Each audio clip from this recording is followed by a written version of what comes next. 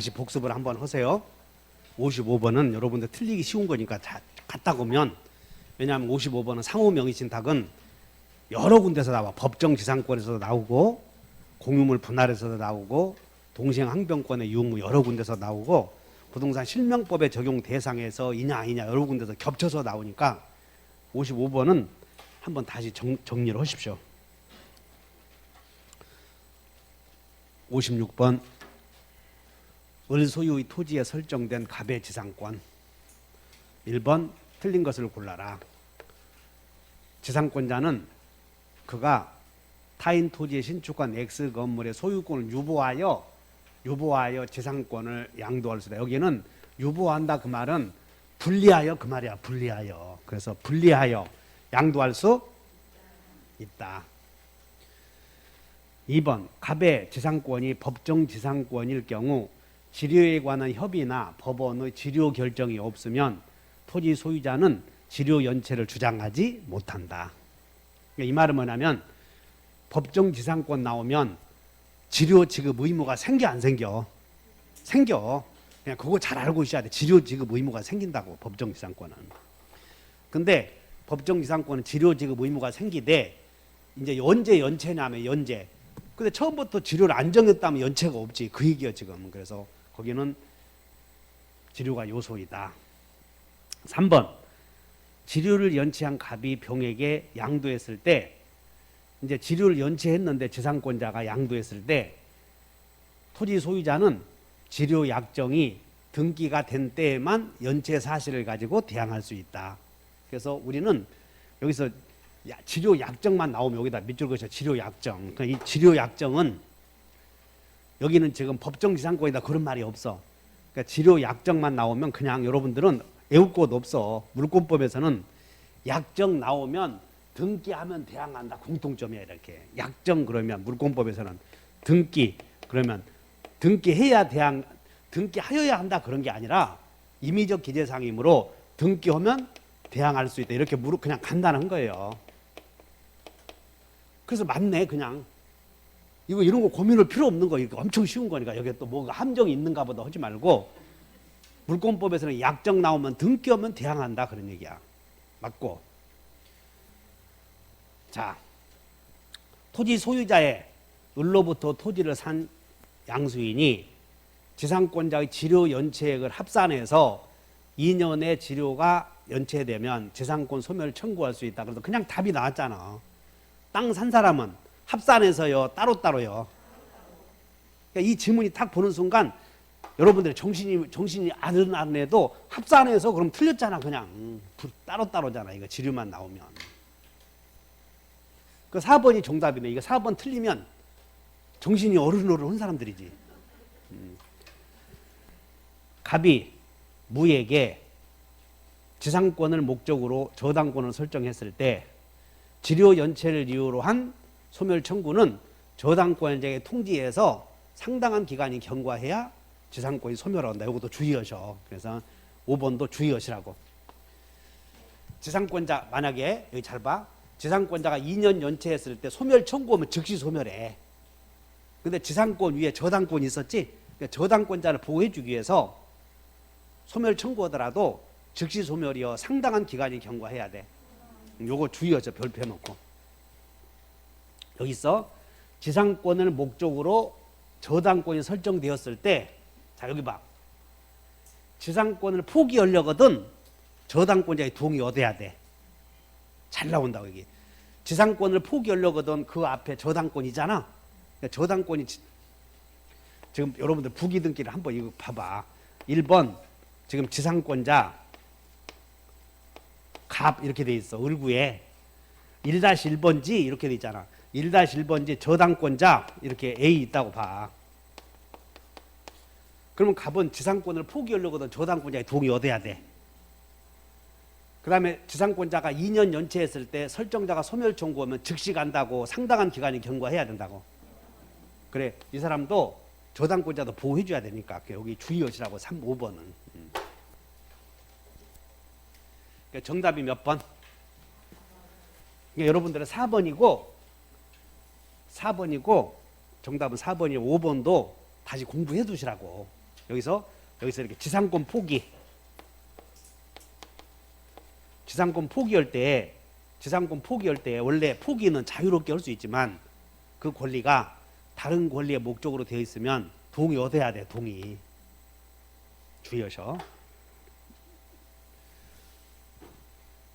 57번 법지에 관한 설명이다. 옳은 거. 저당 목적물인 토지에 대하여, 그러니까 저당 그랬네. 저당 목적물인 토지에 대하여 법정 지상권을 배제하는 약정은 효력이 없다. 맞네. 1번이.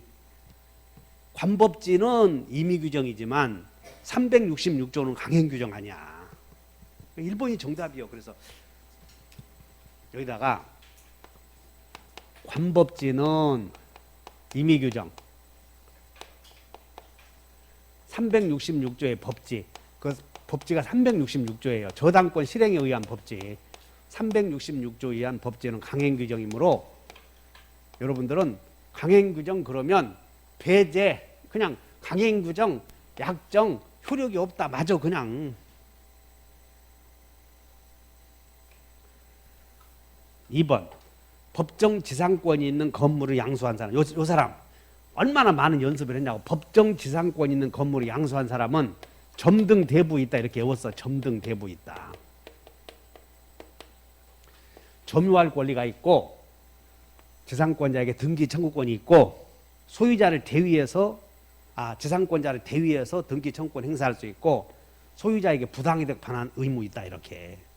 그러니까 점등 대부 있다 맞추면, 자, 법정 지상권이 있는 건물을 양수한 사람은 등기를 맞춰야 돼. 안 맞춰도 돼. 안 맞춰도 대위할 수 있다니까. 안 맞춰도. 그러니까 1번, 2번 틀렸지 않았어. 그냥 법정 지상권 있는 건물을 양수한 사람은 지상권자를 대위할 수 있어. 그냥. 그러니까 등기를 맞춰야 양도인의 지상권 행위 청구권을 대위할 수 있다. 틀렸지 않았어. 그 다음에 여기도 똑같대. 3번 법정 지상권자가 지상 건물을 제3자에게 양도했을 때 제3자는 그 건물과 함께 법정 지상권을 당연히 취득을 해. 등기 청구권을 취득을 해. 틀렸지 않았어. 법정 등기 청구권 취득하는 거지 지상권 당연히 취득하는 것이 아니야. 만약에 경락받았다면, 지상 건물을 경락받았다면 등기 없어도 돼. 그러나 이 사람은 양도했지? 그러니까 비교해 놓고 경락과 비교를 쓰면 돼. 경락과 비교. 4번 토지 또는 지상 건물이 경매된 경우, 경매가 나왔네. 경매가 되면 토지와 건물의 동일인 소유 법정 지상권을 물어봤잖아. 앞에서. 그럼 법정 지상권 성립 시기는 경매가 되면 매각대금 완납시를 기준으로 동일인 소유해야 돼. 맨 앞등기요. 틀렸지 않았어. 맨 앞등기. 이렇게. 경매 그러면 그냥 경락대금 납부시가 아니라 맨 앞등기시. 맨 앞등기시 우아래가 동일인 소유.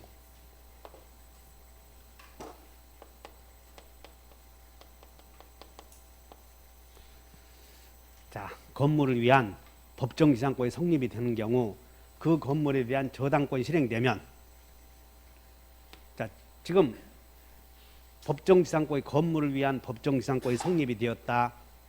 그런데 그 건물에 저당권이 실행되면 경락에는 등기해야 지상권 취득을 해. 등기 안 해도 지상권 취득을 해.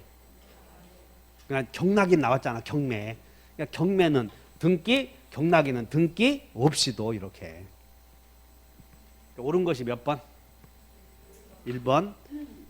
설마 1번이 답일까 한 사람들. 그냥 법정 지상권에 관한 규정은 강행 규정이고 관습법상 법정 지상권은 임대차 계약이 있으면 지상권 포기 특약으로 보잖아. 점유에 관한 설명이다. 점유 매개 관계에서 이 점유 매개 관계는 여러분들 점유 매개 관계는 임대차와 같은 관계를 말하는데 점유 매개 관계는 꼭 유효해야 돼. 유효 무효 불문이야. 여기 주의하셔야 돼. 점유 매개 관계를 물어보면 유효 무효 불문이다. 그리고 우리는 여기 점유 매개 관계를 봐야 돼. 직접 점유자를 봐야 돼. 직타. 그러니까 타주 점유자 나오면 타주 점유자 시작. 그래, 직분 알고 공수초. 공수처요, 공수초요. 그렇게. 자, 그 다음에 2번. 몇 개 점은 추정돼? 6개 점. 그 중에 과실 없이는 들어가, 안 들어가? 안 들어가잖아. 그 2번 틀렸잖아. 무과실점에는 빼고 이렇게. 6개 점 중에 무과실은 들어가지 않는다. 글씨를 잘 써야 되는데. 6개 점 중에 한번 외워봐. 6개 점 시작. 자평공, 성계적 이렇게. 자평공, 성계적. 여기에 선의인데 대하여 무과실은 들어가지 않는다. 그러니까는 2번도 틀렸어. 그러니까 1번이 정답이지. 3번. 갑이 을로부터 임차한 건물을 을의 동의 없이 병에게 전대했을 때, 자, 점유매개 관계는 또 해봐. 점유매개 관계는 중첩적으로 있을 수 있어. 중첩적으로. 무슨 얘기냐면 여기 해봐. 갑이 그냥 쉬워. 을에게 임대해주면 간접점유자. 을이 임대인의 동의를 얻어서 또 임대해주면 이게 전대 아니야. 이거 간접점유자 이런 얘기야. 간접점유 매개 관계는 한 개만 있어? 여러 개 있을 수 있어? 여러 개 있을 수 있다. 그래서 을만이 간접점유자가 아니고 갑도 간접점유자다. 그 말이야. 중첩적으로 있을 수 있으니까. 여러분들이 전대차 나오면 아, 간접점유자가 두 사람이구나 생각하면 돼.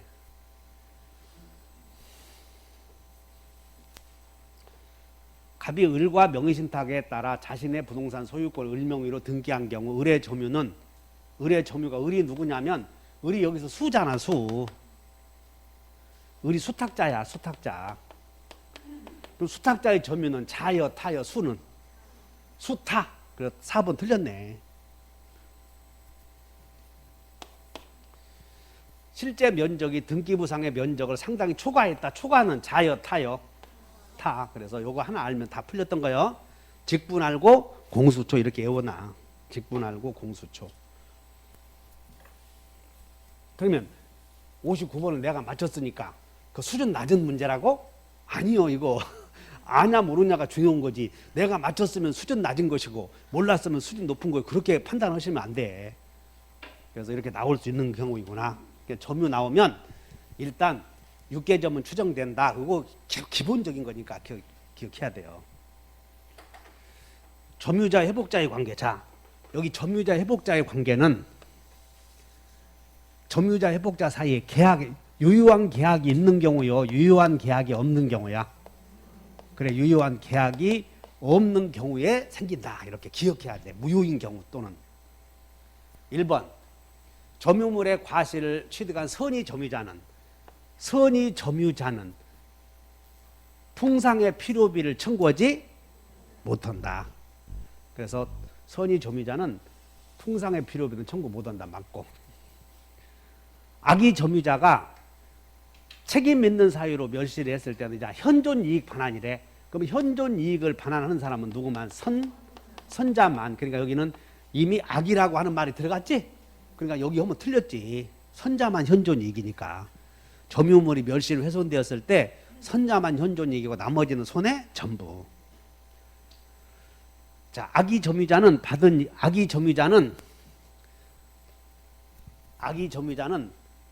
반환의 범위가 2박자요, 3박자요. 3박자. 이게 악의 점유자는 3박자. 받은 이익 하나, 이자 하나, 지은 이자. 이렇게 3박자야. 악의 점유자의 반환의 범위는 2박자, 3박자. 그럼 여기다가 예상 문제. 악의 점유자가 그 땅을 점유해서 운용을 했어. 운용. 그러니까 선의 점유자든 우리 토요일날 여러분들 토요일날 특강하면서 부당이득 반환의 범위에서 운용이익만 나오면 누구든지 반환할 필요는 없다. 이렇게 하나 외우거나. 운용이익은 반환하지 않아도 돼. 대금을 받은 매도인이 선의하게 할 것 없이 매도인이 대금을 반환할 때 그걸 사서 주식이 팍 올라간 거예요. 운용이익은 반환할 필요 없다. 어디서든 선의하게 안 타죠. 이런 것들 주의하시라고.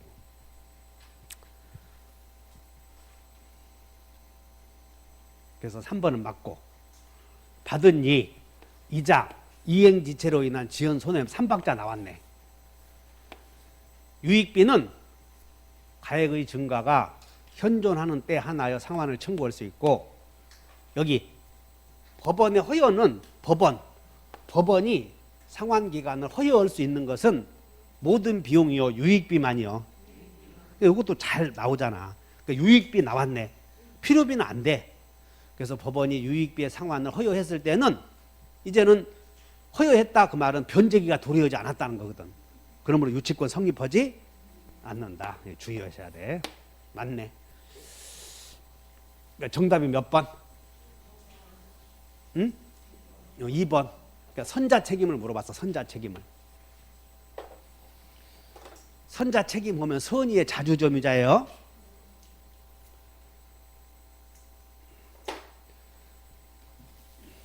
여기다가 선량한 이게 작년도 문제였어. 2년 전에. 그래서 선량한 관리자의 주의 의무 부담은 타인 소유 물건을 적법하게 점유하는 자야.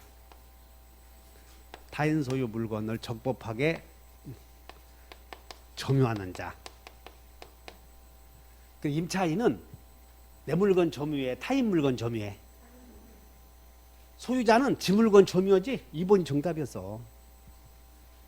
유치권자는 타인 물건을 적법하게 점유하는 자 아니야. 전세권자도 마찬가지고, 여기 점유 매개 관계가 임대차 직접 점유자 임차인이지. 이 사람이랑 이 사람이랑 지금 같아. 그래서 1번과 5번은 같은 의미다. 정답은 몇 번? 다시 선량한 관리자의 주의 의무를 부담하는 사람은 자기 물건 점유자, 남의 물건 점유자. 남의 물건 점유자다. 지역권에 관한 설명이다. 하여튼 분리하여 나왔네. 분리하여 뒤에는 없다. 공유자 1위는 다른 공유자의 동의 없이 여기다 지역권 설정에다 몇 줄 것이고, 지역권 설정에다 몇 줄 것이고, 처분행위야. 처분행위. 그럼 공유물의 처분행위는 공유물의 보존행위, 관리행위, 처분행위 3개 있잖아. 공유물의 보존행위는 각자, 관리행위는 관리과, 처분행위는 전원 동의. 그러므로 다른 동의 없이 지역권 설정할 수 없다. 맞잖아. 처분행위니까. 3번 소유권에 기한, 자 여기 봐. 소유권에 기한 소반청에 관한 규정은 지역권자에게도 소반청, 반환 청구 있음 없음? 틀렸잖아. 지역권자는 점유하지 않으니까 반환 청구권 없다 그 말이에요 지금. 그러면 만약에 여기서 지역권자에게도 승역지 반환 청구할 수 있다 이렇게 나왔으면 맞췄을 거라고. 근데 우리는 물권적 청구권은 소유권 편에 두고 각종 제한 물권에서 준용하고 있다고 하지 않았어.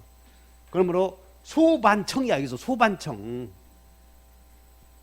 물권적 청구권 중에서 반환 제거 예방이잖아. 근데 여기서는 다여 반청이요. 반청을 봐야 돼. 지역권이나 저당권은 반청 없잖아 이게. 그러니까 반청 없으니까 준용되고 있다 그러면 틀린 거예요. 이해했나? 다시 해. 지역권자는 반환 청구 있음 없음? 그 말이나 소유권에 기한 반환 청구에 관한 규정을 안 두었다 그 말이랑 같아. 그럼 여기다가 소유권에 기한 반환 청구권에 관한 규정은 저당권에 준용한다 틀렸잖아. 그래서 3번 이해하셨지? 물권적 청구권의 유형에는 반환 제거 예방이 있는데 지역권과 저당권은 점유하지 않으니까 소유권 편에 규정된 213조 반환 청구권에 관한 규정을 적용한다고 두지 않았다 그 말이야. 적용한다고.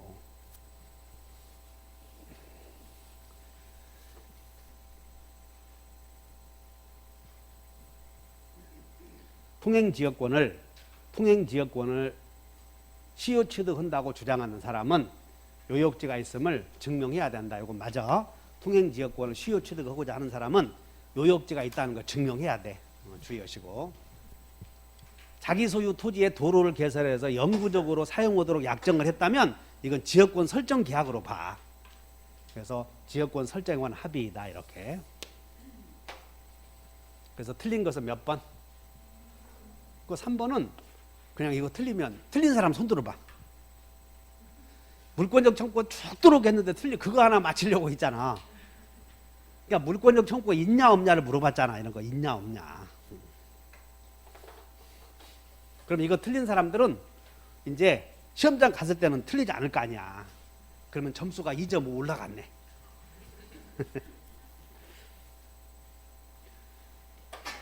갑은 X 건물에 관하여 생긴, 그냥 여기는 관하여 생긴 채권이다. 그럼 유치권이구나 이렇게 기억해야 돼.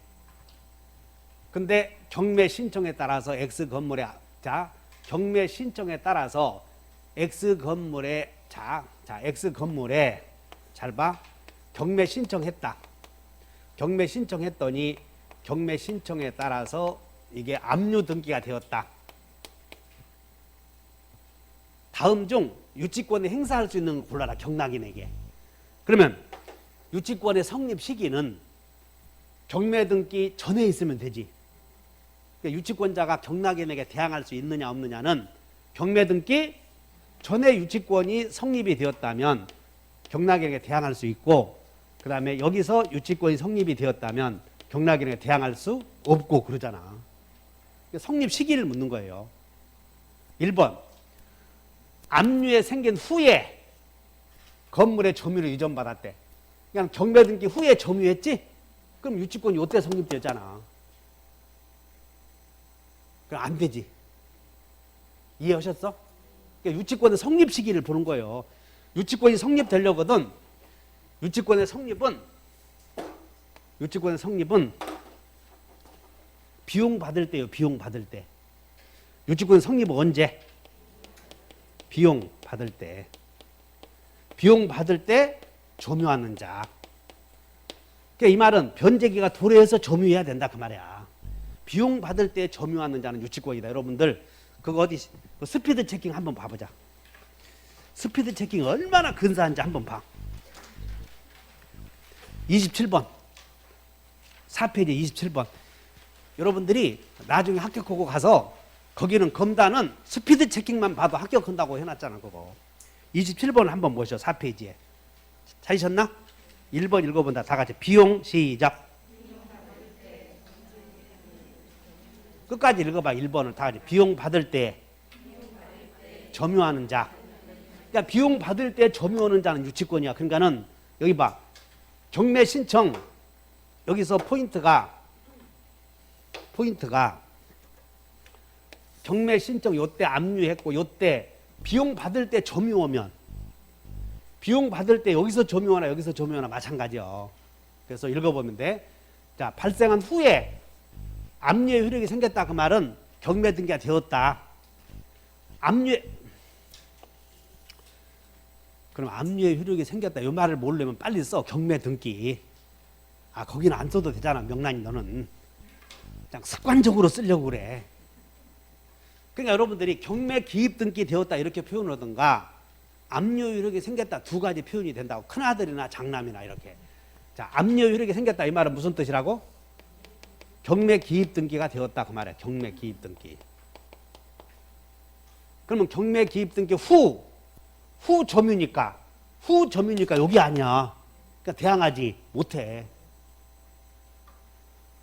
2번 X 건물에 압류 효력이 생긴 후에 여기 생긴 후에 비용 받을 때가 되었잖아. 그러니까 대항 못하지. 그러니까 두 가지 요건 갖췄을 때 유치권이니까 여기 압류 효력이 생긴 후에 먼저 점유했어도 여기서 변제기가 도래하면 요때가 성립이 돼. 세 번째, 압류 효력이 생기기 전에 유치권 취득했는데 유치권 여기 있었는데 그 앞에 저당권이 있었대. 그러면 상관 않잖아. 압류 효력이 생겼으니까 저당권이 있으나 마나 대항할 수 있다. 여기 봐. 압류 효력이 생기기 전에 유치권 취득했다. 그러면 되는 거예요. 그 앞에 뭐 가압류 등기 묻지 않는다고 이런 것들. 자, 유치권은 족보가 있다 없다. 등기부에 안 되니까 경매 등기 전에만 있으면 되는 거예요. 그 앞에 여러 가지 저당권 있냐 없냐 안 따져. 설득돼? 그럼 여기 저당권자가 경매 오면 유치권은 간다 산다. 유치권은 살아. 근데 경매 등기 후에만 죽어. 저당권보다 나중에 있었어도. 자, 여기 봐. 정리해봐. 이 건물에 1번 저당권이 있어. 그 다음에 이 건물에 유치권은 번호수를 안 매겨. 족보가 없는데 어떻게 순위를 따지냐. 유치권이 있어. 여기에 저당권이 있었고, 그 다음에 누군가가 경매 등기해. 누군가 경매 신청하면. 그럼 모든 저당권은 경락액이 나타나면 다 죽지? 그러니까 1번 죽어 안 죽어? 죽어. 2번도 죽어. 경매 등기도 죽어. 그 유치권은 간다 산다? 살아. 그래서 경매 등기 앞에 있던 유치권은 그냥 사는 거예요. 경매 등기 앞에 있으면. 됐나? 그래서 유치권의 소멸 여부를 물었던 것이야.